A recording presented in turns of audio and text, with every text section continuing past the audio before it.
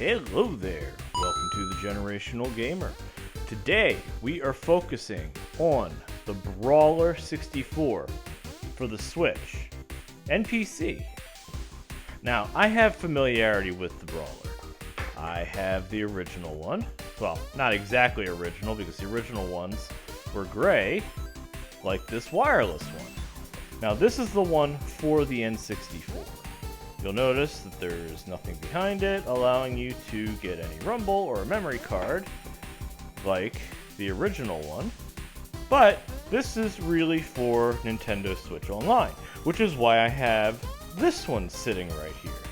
And this is exactly my expectation. It is going to behave like the official Nintendo Switch Online controller. If you haven't already seen my video on the Defender, check that one out. And coming soon, we'll be focusing on the Battler for the GameCube and Switch and Wii and Wii U. So let's start this off by unboxing it. Can't get my arthritic fingers in there.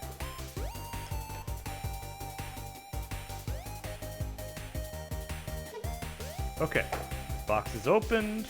Let's see what we got in here. Boom, boom, boom. Alright, so the big one is obviously the controller. Comes with the USB A to C.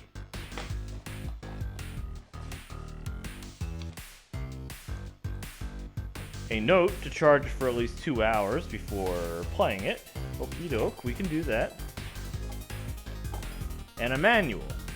Notice there's no dongle on this one. Now how to pair it. Now it's a Switch controller, so it's really going to be pretty easy to pair. And you're going to love this. It is so simple. All you do to pair it, you press this button, and then it is paired. Now, as for the feel of this controller, it feels exactly as I would expect from its counterparts. Now, as far as the N64 goes, I was already grown by the time the thing came out, and I did migrate from the N64 to the PS1. I have nothing against the N64, but at that time I was in college, and my games, well, I was just more interested in what the PlayStation had to offer, excluding a few like GoldenEye and Star Fox 64. They were really the ones I played the most on there. I played Zelda, Ocarina of Time, and Mario and all that stuff, but I think that was my entire collection. I mean, I have a shitload more games now, but that was then, this is now. How I play N64 games. I have a hierarchy.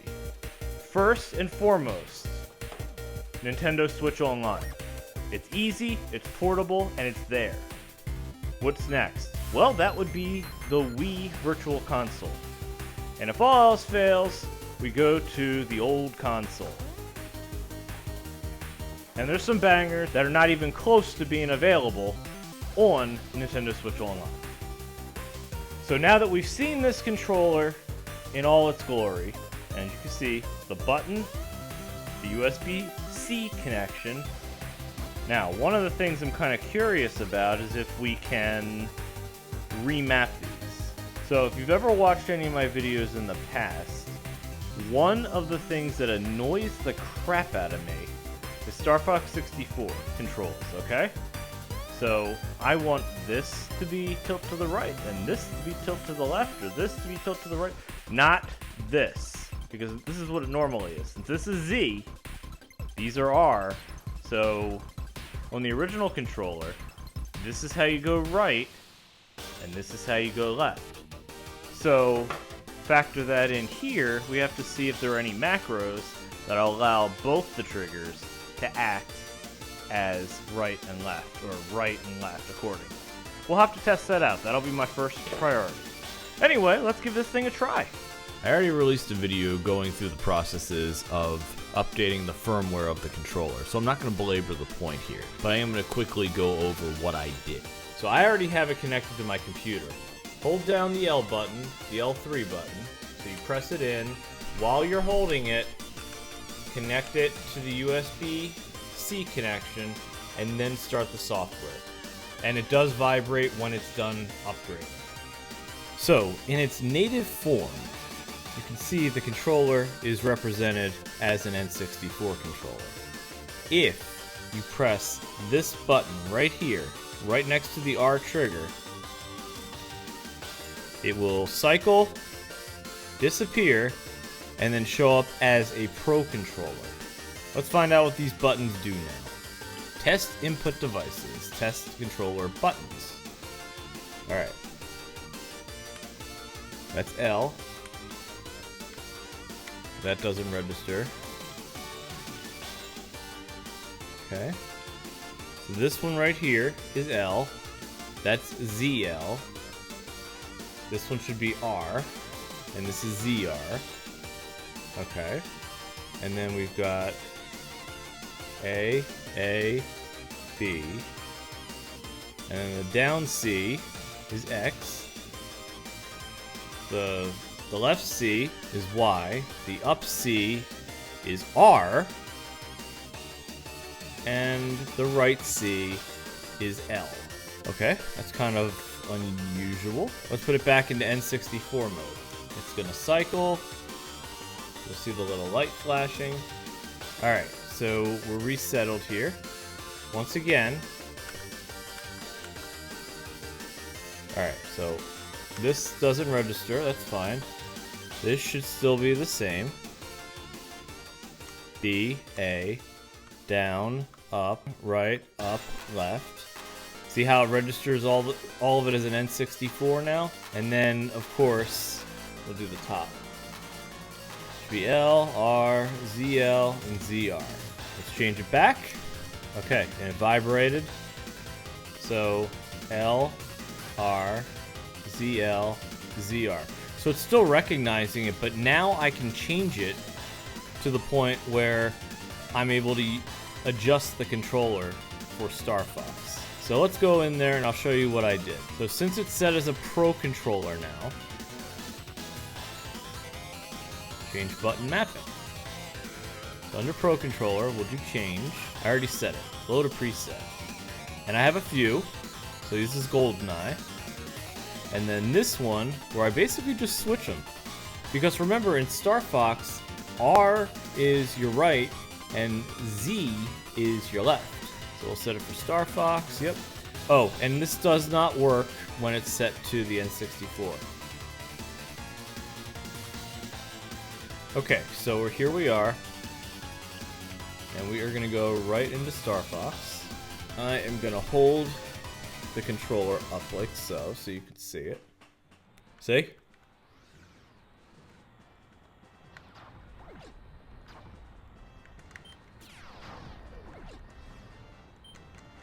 Yep, that's exactly the way I like to play it. And on top of that, I got rumble. It's win-win, folks. Win freaking win. So, it passed my Star Fox test. It seems to be pretty on point. I am really not noticing any lag, which is the way this game is intended to be played. The only downside here is, you will see, the right button does nothing. Because it's not represented as this button.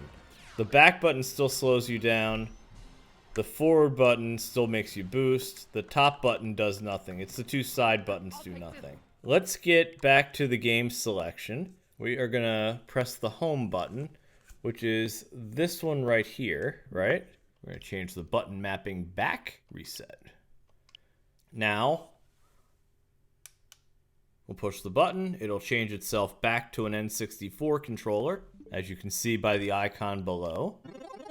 And now, we will go to Super Mario 64, because it is one of the most common games on the system. So here, let me show you the game. Bring it up here.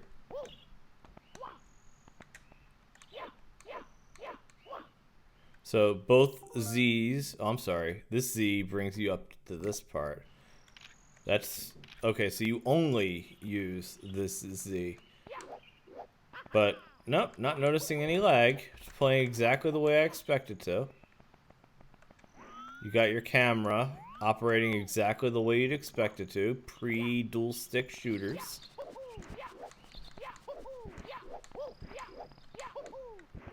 Let us do one more thing here. Let's see if it operates the same way. So start is plus. A is A. Alright, let's see how the controls work. Alright, so that still brings you there. That's still your jump. L still does nothing. R still does that. Camera. Camera. Forward, back. It operates exactly the same. Very nice. So overall, I think the thing operates really well. Now, I'm not going to use it on a PC. According to the manual, it says, how do I make it work for a PC? Connect your USB-C cable directly to your PC. It connects via wired connection. Okay.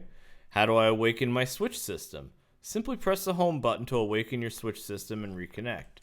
The home button is right here. To charge it, you just simply plug it in. I'm pretty pleased with this thing. I think it actually did a really good job, and I appreciate Retrobit for sending it to me. Let me know what you think, leave some comments below, and have a good one.